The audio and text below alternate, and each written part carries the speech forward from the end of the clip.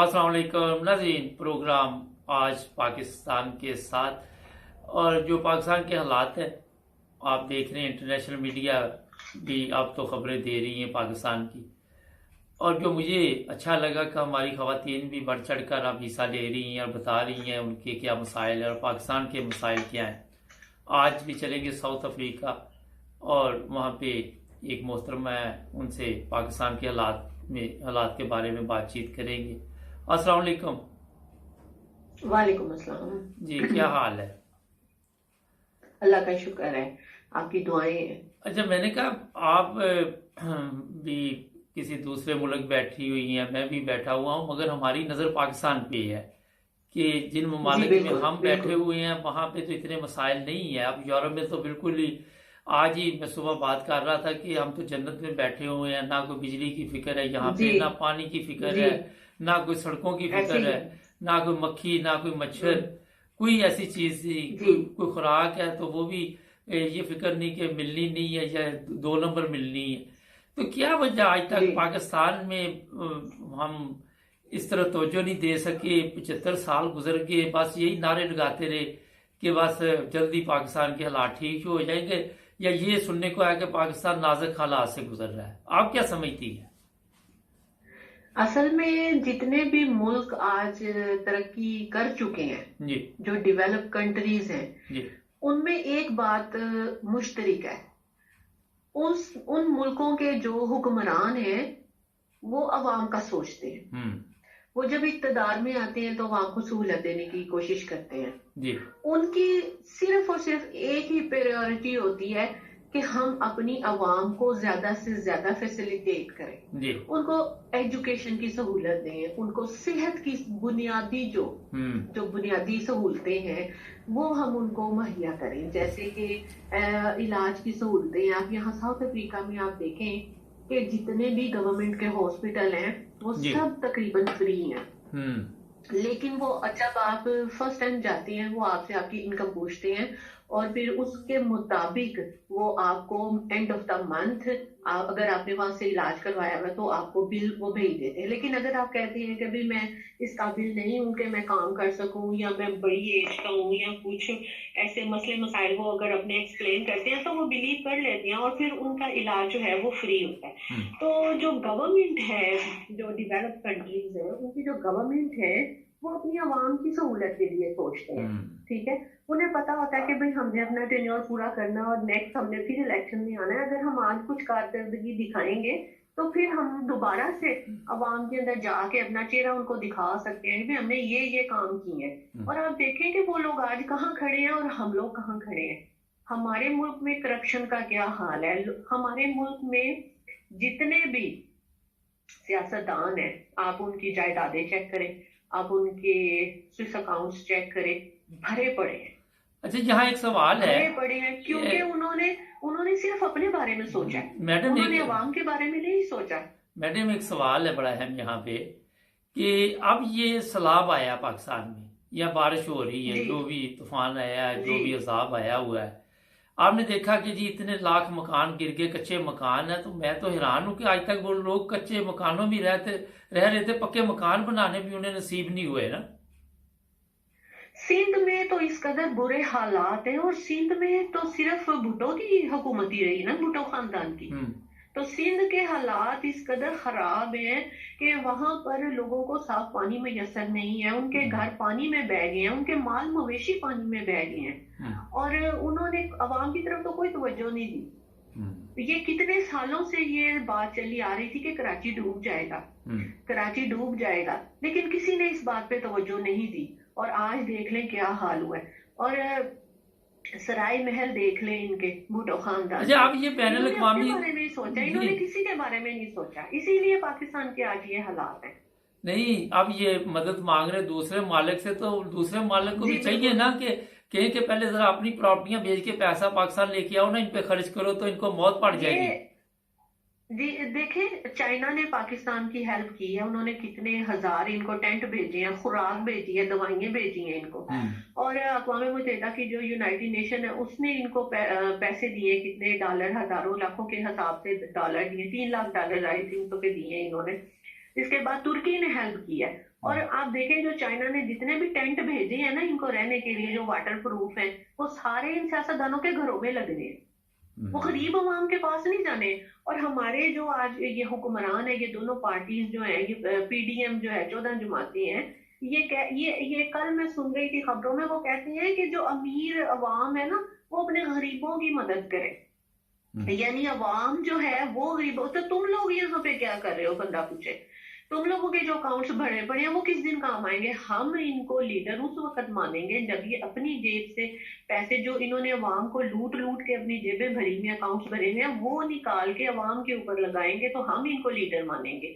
یہ ہم سے ہی پیسے مانگ کے ہم ہی پہ ہی لگا رہے ہیں, دیکھیں ذرا. اور جو بیرون ملک سے امداد آ رہی ہے وہ ان کے اکاؤنٹس میں جا رہی ہے. بیرون ملک سے تو جو یہ یورپ بھی امداد کر رہا ہے, کل انہوں نے بھی میرا کافی رقم اکٹھی کر کے بھجوائی ہے. اچھا یہ بتائیے, یہ ایک بڑا اہم مسئلہ آج کل پاکستان چلا ہوا ہے, یہ تو چلو لوگوں کے بیچاروں کے ظاہر جو حالات ہیں اس کے بارے میں ہم نے بات چیت کی. ایک جج کا نام لیا جائے تو توہین عدالت ہو جاتی ہے پاکستان میں.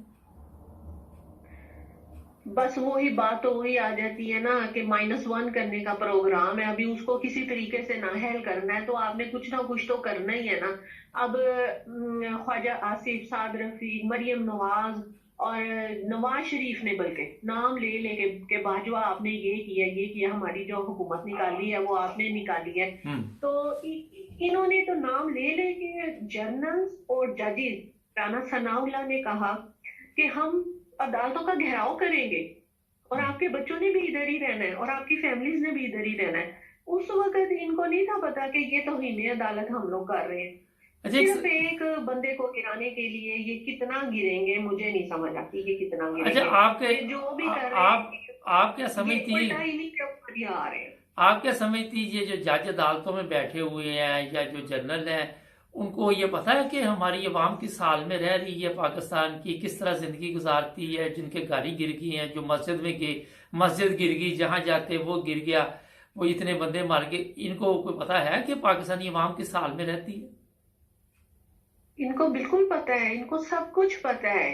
ان کو بالکل آپ نہیں کہہ سکتے کہ یہ بے خبر ہیں, انہوں نے آنکھیں بند کی ہوئی ہیں. بس ان کو سب کچھ پتا ہے. آپ دیکھیں ہم لوگ 7 سمندر پار رہتے ہیں, ساؤتھ افریقہ کہاں دنیا کا آخری کنارہ ہے. یہ سوشل میڈیا نے ہمیں بتا دیا کہ پاکستان میں آج کل کیا چل رہا ہے اور سیلاب سے کون کون سے علاقے متاثر ہوئے ہیں اور کتنے کتنے جانور اور کتنی کتنی فیملیز جو ہیں پانی میں بہہ گئی ہیں. تو کیا پاکستان کے جو جنرل ہیں, عدالتی ہیں, ان کو نہیں پتا ہوگا؟ ان کو سب کچھ پتا ہے. لیکن وہی ہے کہ مفاد پہلے ہے ان کا مفاد جو پہلے ہے. جب ایک فوجی جو ہیں جب اپنی ٹریننگ کے لیے جاتے ہیں, جب وہ جاتے ہیں تو وہاں پر جو آفس میں جب یہ انٹر ہوتے ہیں تو وہاں پر بڑا سا لکھا ہوا ہے کہ سب سے پہلے آپ کا ملکی مفاد آپ کے لیے اہم ہے. 3 باتیں لکھی ہوئی ہیں. دوسری بات یہ لکھی ہوئی ہے کہ اس کے بعد آپ کی فوج کا آپ کا مفاد ہے, اور تیسرے میں آپ کیا اپنا مفاد ہے. یہ 3 باتیں لکھی ہوئی ہیں اور یہی ان کو پڑھایا جاتا ہے. قائد اعظم کا ایمان, تنظیم اور اتحاد یہ پڑھایا جاتا ہے, اور شہادت, اور ان کو شہادت کا بتایا جاتا ہے کہ شہادت کا کیا جذبہ ہے. ٹھیک ہے, اور اس کا جو بھی ہے. لیکن پاک فوج تو آج بھی چلے سلام آیا. پاکستان میں یہ کچھ بھی نہیں ہے. اب جو کچھ ان کو پڑھایا جاتا ہے یہ سب الٹا ہو گیا ہے. سب سے پہلے آپ نے اپنا مفاد دیکھنا ہے, پھر آپ نے فوج کا دیکھنا مفاد, اور اینڈ پہ آ کے تیسرے نمبر پہ ملکی مفاد کا بس نظر ڈال لینا, سوچنا بھی نہ. یہ کچھ بھی نہیں اب بچا, یہ اس قدر حالات خراب ہو گئے. اچھا کل نا میں ایک سوشل میڈیا پہ پروگرام دیکھ رہا تھا, وہ کہتا قومی ترانہ سناؤ, کسی کو بھی نہیں آیا نا. تو جب وہ قومی ترانہ سنا جائے غور سے تو پتہ چلتا کہ ایک پہ بھی عمل نہیں ہو رہا. پورے قومی ترانے کو اگر غور سے سنے نا تو مجھے نظر نہیں آتا کہ کسی چیز پہ عمل ہو رہا. تو قوم کو آتا بھی نہیں قومی ترانہ, ان کو پتہ ہی نہیں.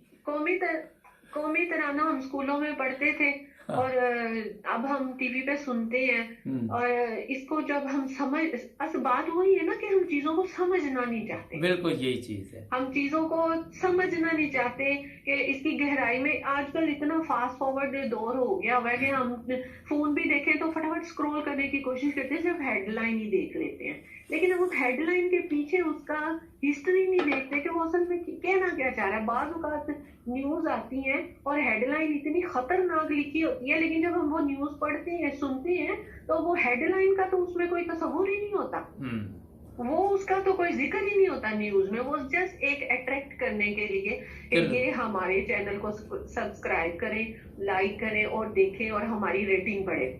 تو بات یہ ہے کہ دور اتنا تیز ہو گیا، زمانہ اتنا تیز ہو گیا ہے، سوشل میڈیا نے اتنا تیز کر دیا ہے کہ اب ہم لوگ ہر چیز کو فٹافٹ کرنے کی کوشش کرتے ہیں، ہم سمجھتے نہیں ہیں اس چیز کو گہرائی۔ چلیں ذرا آخر پہ ایک مختصر جواب دیں، آپ سمجھتے ہیں عمران خان کو نااہل قرار دیا جائے یا گرفتار کیا جائے گا؟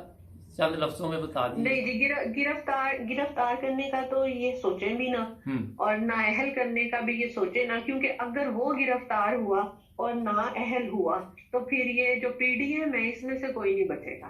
چلے بہت شکریہ آپ کے ساتھ۔ مجھے یہ بتائیں، ایک بات میں آپ سے صرف یہ پوچھنا چاہتی ہوں اپنی عوام سے، یا یہ جو اقتدار پہ بیٹھے ہوئے ہیں اگر یہ میری بات سن رہے ہیں تو میں ان سے پوچھنا چاہتی ہوں کہ 14 جماعتیں مل کر ایک بندے کو نااہل کر رہے ہیں، 14 جماعتیں حکومت میں ہیں، صرف ایک بندہ اپوزیشن میں ہے، اگر اس اپوزیشن کو یہ ہٹا دیں گے تو 14 جماعتیں کس کے خلاف الیکشن لڑیں گی؟ مجھے صرف اس بات کا جواب۔ بڑا اچھا سوال آپ کا۔ یہ 14 جماعتیں کس کے خلاف لڑیں گی؟ یہ جو ایک دوسرے کے پیٹ پھاڑ رہے تھے ماضی میں، آج یہ اکٹھے ہو کے بیٹھ گئے ہیں اور انہوں نے اتحاد کر لیا اور کسی نے ان کو اتنی ایلفی لگا کے جوڑ دیا ہے، تو یہ کس کے خلاف الیکشن لڑیں گے؟ کیا یہ خود اپنے خلاف لڑیں گے الیکشن؟ چلے بہت شکریہ۔ عوام کو کیا بیوقوف بنایا؟ لے جناب، یہ سوال چھوڑ دیا، بڑا زبردست سوال ہے، ہم دیکھیں گے کامنٹس میں لکھیں۔ آپ کا بھی شکریہ، آپ سے اور بھی پروگرام چلتے رہیں گے جی، اپنا خیال رکھیں۔ انشاءاللہ، شکریہ، اللہ نادی، یہ خواتین میں جو شعور آ رہا ہے آپ دیکھ رہے ہیں ماشاءاللہ، یہ میرا خیال ہے ہماری آنے والی نسلوں کی جو قسمت ہے اس کو بدل سکتا ہے۔ ہمارے چینل کو سبسکرائب کریں، جڑے رہیں ہمارے ساتھ، ملیں گے نئے پروگرام میں۔ اللہ